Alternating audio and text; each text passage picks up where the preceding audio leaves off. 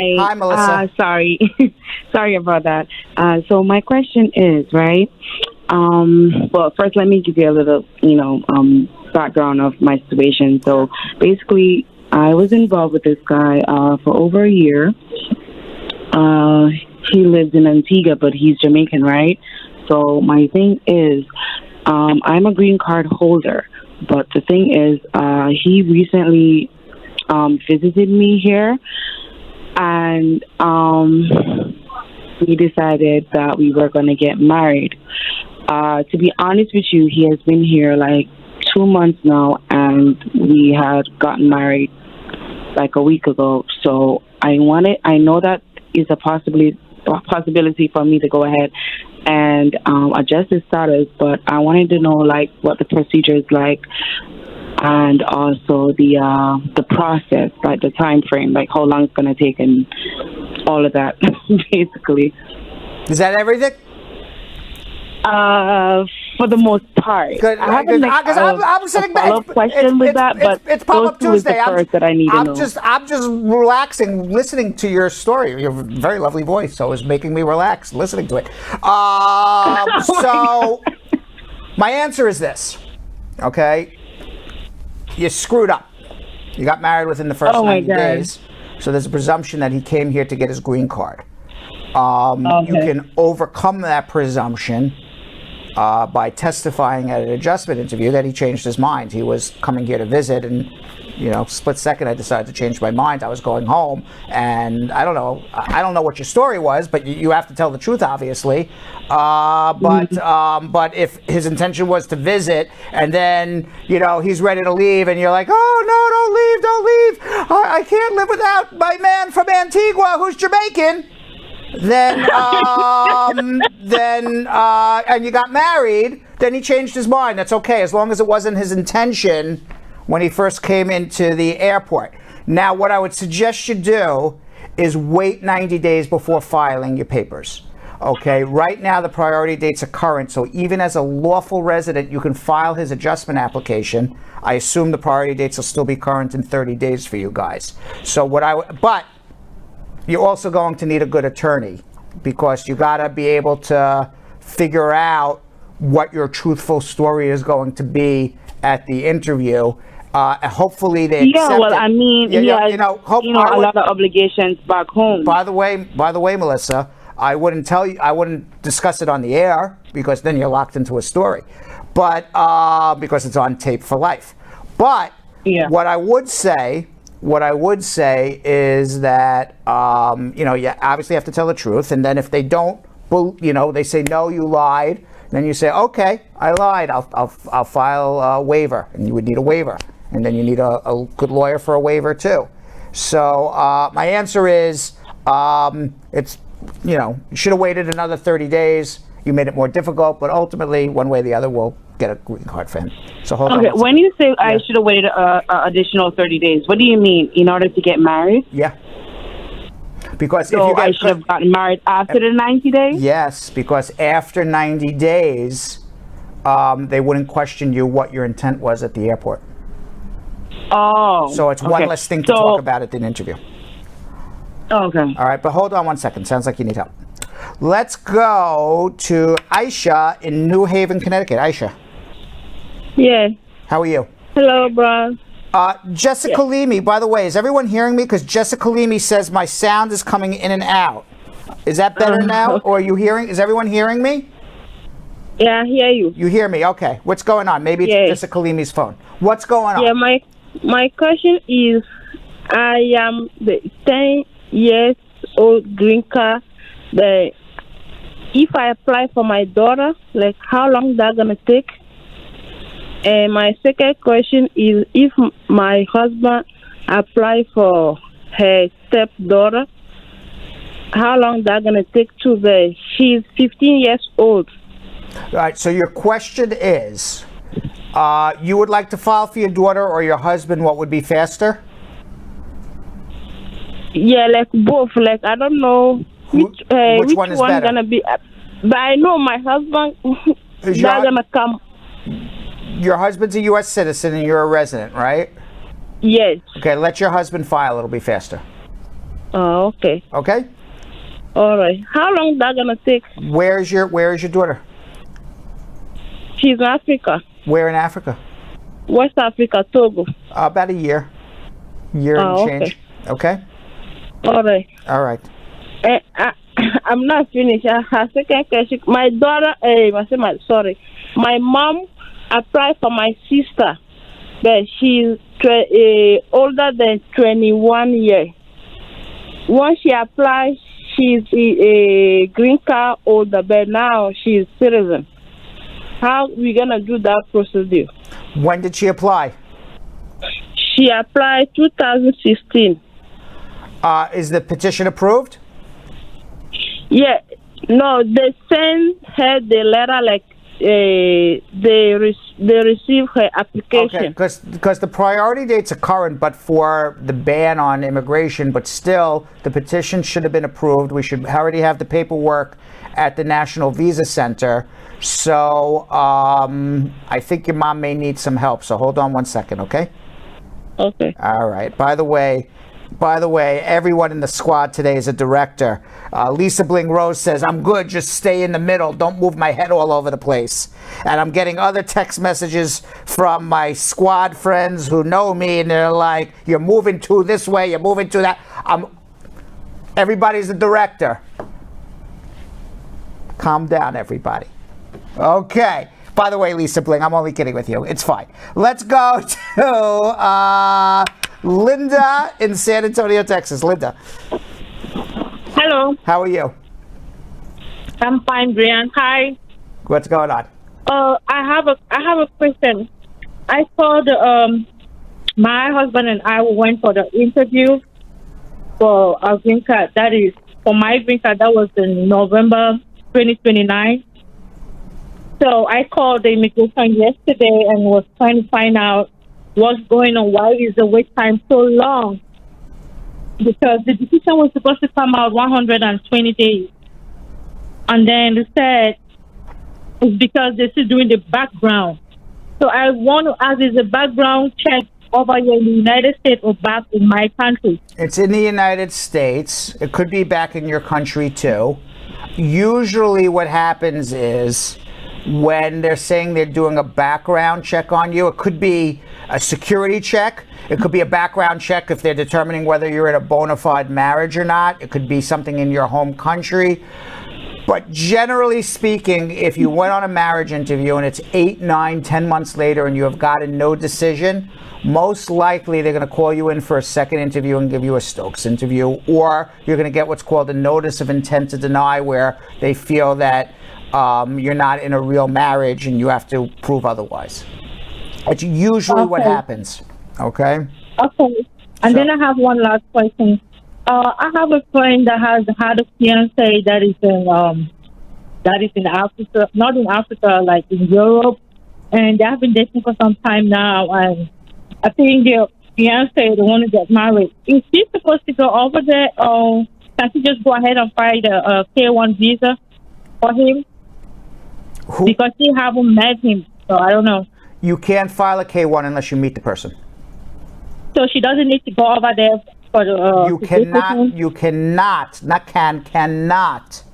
file a K1 unless you meet the person, unless you have some religious objection to meeting your husband. Okay, so she has to go over there, right? That's the answer, correct. Hold on one second. Okay. All right, and let's go to Abigail in Long Island. Abigail, how are you? Hey, Brad. I have a quick question. Yes. So when I receive an email from the NVC, National Visa Center, everything is in there. He's waiting for his interview in the embassy in Kingston, Jamaica. So my question is, how long before that interview? Who's waiting? My husband. He's a citizen? I am a citizen. I filed for him. Okay, right. So the answer is they're supposed to give it to him. We've spoken to the embassy. They are going extra slow. I don't have the answer right now. But even though Trump has not put a ban on spouses of U.S. citizens, in essence, he's instructed the U.S. embassies to trickle out the green cards. So I don't expect anything to happen in terms of immigrant visas being issued to lots of people. Some people will get it at least until towards the end of the year. Okay. All right, but if you are frustrated and angry, you should be, because you're a U.S. citizen. You're entitled to be reunited with your spouse. I would get on the phone and start screaming at the U.S. Embassy. Okay. All right, that's what I would do. Thank you. If it was my wife or my husband, I'd be on the phone screaming. I want to be united. All right. Thank you. You're welcome. All right, let's go to Tony in Newton, Connecticut. Tony. Hi, Tony. Brad, I'm good. What's going on? Yeah, my kids went to the embassy in Jamaica yesterday, and they're asking for 3 things, which but it sounds impossible to me because my wife, she haven't get our paper yet. One second. What are they asking for? They're asking for the affidavit I-8674 for the affidavit A. Uh-huh. And also they need a transcript from the IRS with me and my wife trying filing. This is your wife's kids or your kids? My wife's kids. Okay, so they want to prove that you're in a bona fide marriage. Why is that impossible? Yeah, because my wife is not working, so we can... Did she get a work permit? No, she haven't get none of that yet. All right, so then you need to amend your taxes. You have to have her on your tax returns. You got to prove it's a real marriage. There's a tax identification number. These are not so amend the taxes and put her on it. Yeah, these are not impossible things. And you got to prove you're in a bona fide marriage with your spouse. Your spouse has not gotten a green card yet. Has your marriage been more than 2 years? Oh yeah. Okay. So, but you got to prove you're in a bona fide marriage with your spouse. So, what's a bona fide marriage with your spouse? And I say this all the time. A bona fide marriage with your spouse is people who live together who have a financial relationship. The embassy's not asking you for impossible things. They're asking you to prove what they've been asking for 30 years to prove. You're in a bona fide marriage. Where's your financial documentation? Where's your proof you live together? Yes. So, Uncle Brad, the next one though. How can we file the affidavit A when she's not working? Because I guess that is the combined. Well, you really can't do it because she's not a lawful resident yet. Right. It has nothing to do with working or not working. But if that's what they ask for, you complete it. It sounds to me that maybe they're not asking for the right things, or you're not understanding what they're asking for, or they're screwing up or something. But the reality is, she can't give an I-864A because she's not a lawful resident yet. Right, but we did a giant sponsor. Somebody but they didn't accept that person giant sponsor. But you're missing the point. It has nothing to do with an I-864A. You gave a joint sponsor. The affidavit of support, you gave a sponsor from, I don't know, Mike Bloomberg, a billionaire. Okay, it doesn't matter. It's not about the money. It's about prove you're in a real relationship with this woman. They're going to give this woman, these kids, green cards based on a bona fide marriage that you and your wife are in, and they're saying to you, you haven't proven it. That's what they're saying to you. Okay, so hold on 1 second, all right? Hold on. Let's go to Lisa in Richmond, Virginia. Lisa. Hey, Brad. How are you doing today? Good. Are you hearing me, Brad? I hear you. Okay, hi. I have a question.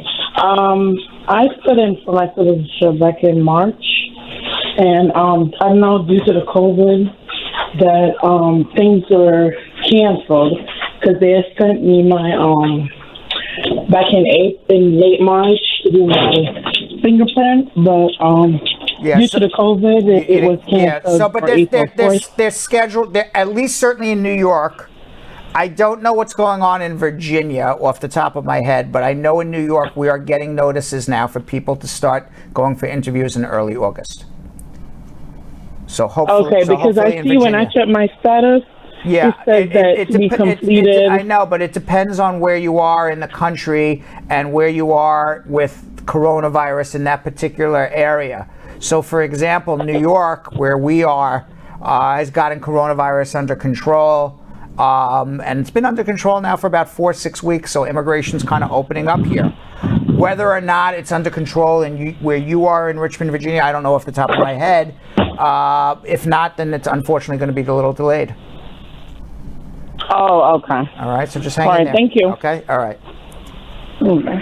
All right, let's go to Petal in Baltimore, Maryland. Petal. Hello. Hi, Petal. Hi, Brad. How are you? Good, good. What's going on?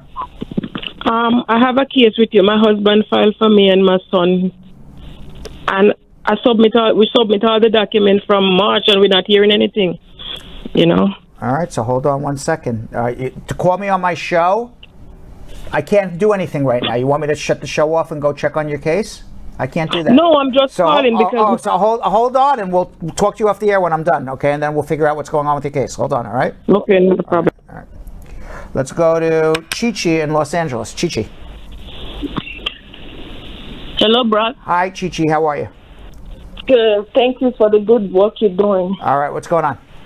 So I got 2 questions. So the first one is, I got married 3 days after I entered the United States. So that was like in 2013. Mm-hmm. And I'm about to file my citizenship. Would that be a problem? The 90-day rule, will it apply?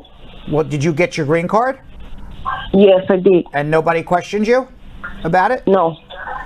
It's possible they can look at it again. It's possible.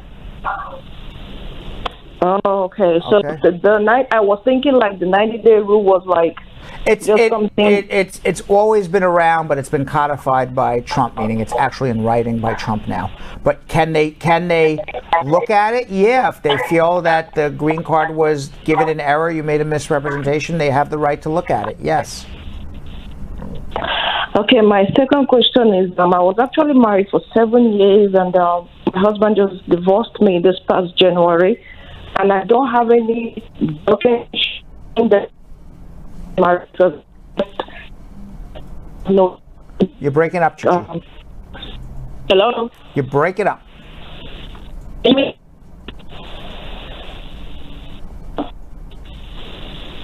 Chichi?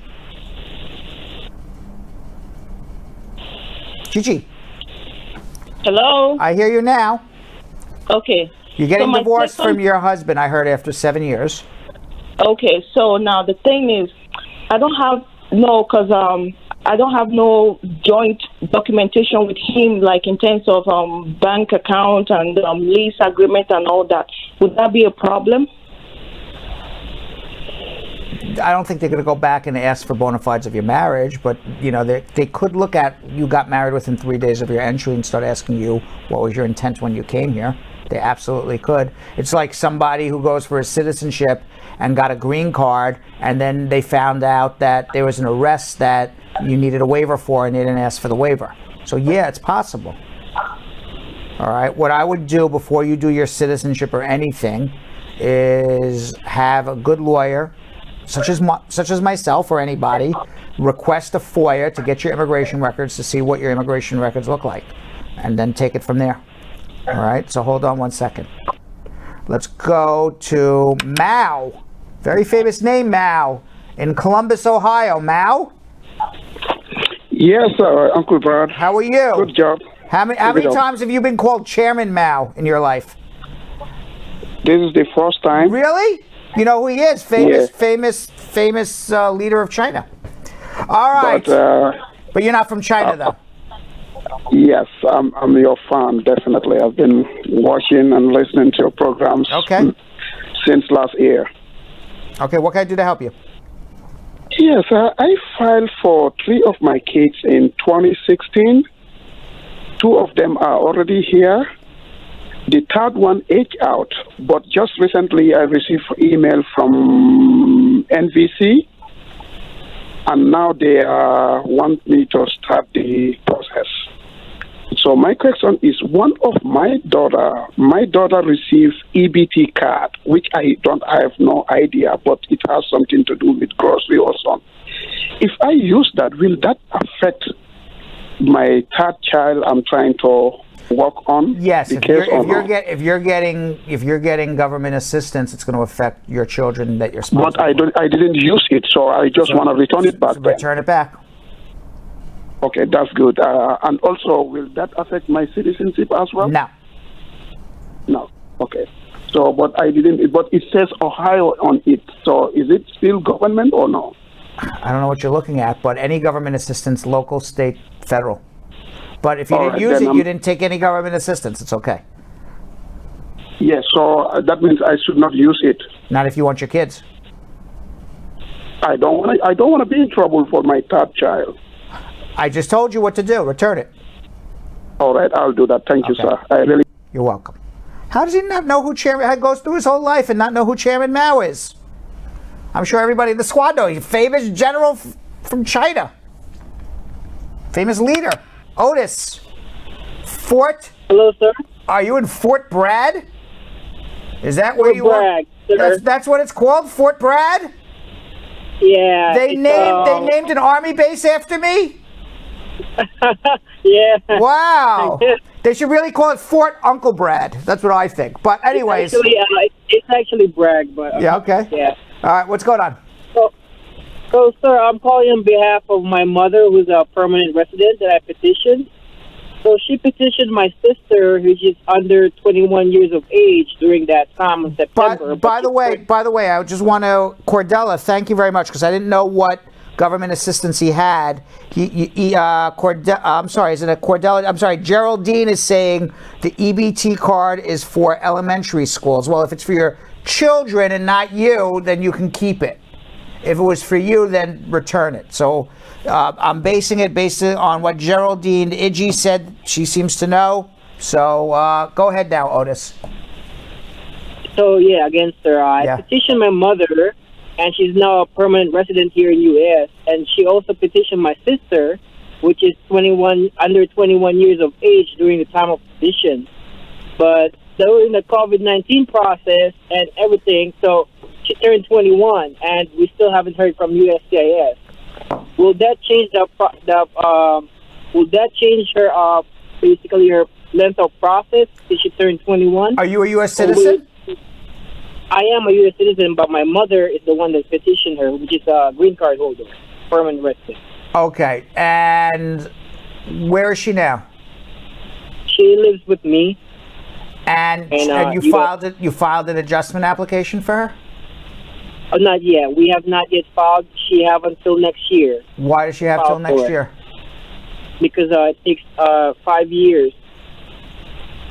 That's citizenship. I asked you, did you file an adjustment application for your sister? Did your mother file an adjustment application for her daughter?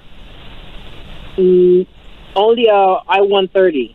All right, yeah. So it sounds like I don't know what you're doing, but it sounds like she aged out. Okay. All right, so I think you got to give me a call. I don't know what everybody was doing while she was under 21, but her sitting around and living with you and waiting for something to get approved is a really good idea to age out, and it sounds like she aged out. So hold on one second. Let's go to Elizabeth in Brooklyn. Elizabeth. Hello, Uncle Brad. Hi, how are you? Yeah, good evening. I'm so good. And how are you doing today? Good. What's going on? Yes.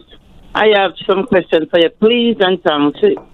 Yeah, my husband born here, and we got married last year, September. Get all the paperwork and everything, but when I look back on the birth paper, it's short of one letter on the end.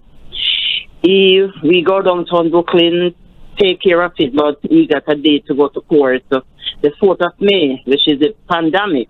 We go down there, and they said his case is not essential, so they will give him something in the mail, but we are here now waiting on it. But my question is that, all right. So wait. His birth certificate, you're trying to amend his birth certificate? Wait, yes. It's short of one letter. Wait. He was born where? He was born in Brooklyn here. He was born in Brooklyn, and his birth certificate is misspelled. Yes. You don't go to court. You don't go to court. You just requested to amend the birth certificate. Is that what you did? Where? With Department of Vital Statistics. What is it exactly because, you're doing? Because listen, Uncle Brad, we go already downtown at the court and we pay the $65 to get it changed. But they say you have to go to court. They're saying you have to go to court to do that. Yeah, we paid $65 already. Okay, sorry. So you went. All right. So you went to try to change it with the Department of Vital Statistics. They said no, they won't do it. Now you have to bring what's called an article in New York. I think it's called an Article 78 proceeding to go have a Supreme Court judge change a birth certificate. Why is it so important to change? What's the big deal? All right, listen what I'm saying now. I'm listening to what you're saying. Why is it a big deal to change his birth certificate? What's the difference? Yeah. No, I'm telling you why. His right name, he is spelling his right name all along. Why? And everything else he has the right name. I'm not asking you. Why is it a big deal at this moment? What's the emergency? Oh, because he wanted 29 papers to the immigration. So put him in. I told you, it's tax. Yeah, but it's tax return. So and all other things he have. Spell the right name. Put him in. Everything is right. Use his passport, his birth certificate. He can sign an affidavit. There's an error on my birth certificate, but I'm the same person. Put it in. You don't have to wait for the court to add one letter onto a birth certificate. Come see me. Hold on one second. That's what I'm saying. What's the emergency here? Thanks for watching. For more Bradshaw Live, like and subscribe to our YouTube channel.